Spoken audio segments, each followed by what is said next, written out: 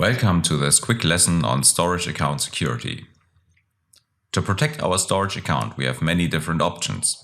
Let's consider some of these one by one.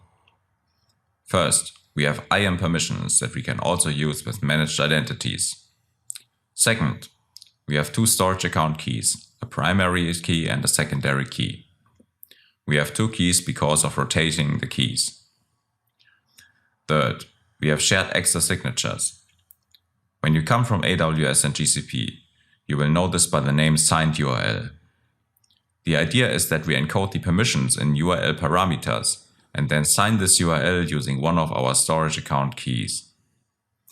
The problem with this approach is that after we give out this shared access signature, we cannot change the permissions anymore.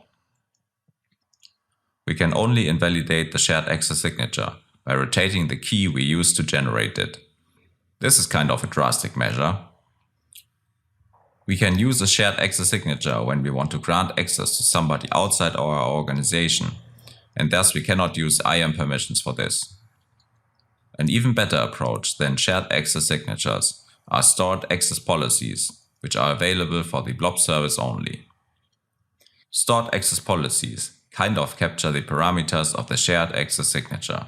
So we would only give out a pointer to this stored access policy and sign the URL with our storage account key.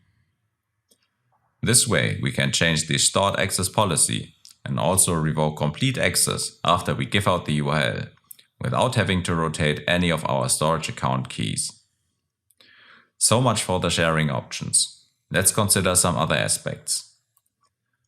By default, our data in the storage account is encrypted at rest, using Microsoft managed keys. However, we can also use customer managed keys.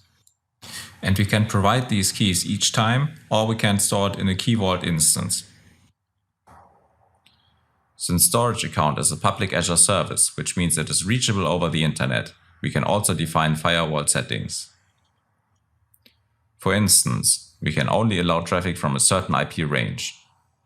When we use a service endpoint in a subnet, we would also allow traffic only from that subnet.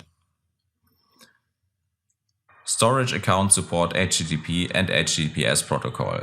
In order to enforce protection of data in transit, we can enforce the use of HTTPS. We can also connect storage accounts with an on-premises Active Directory, or alternatively with Azure Active Directory domain services. Okay, so that's it for our quick lesson on storage account security. See you in the next one. Bye bye.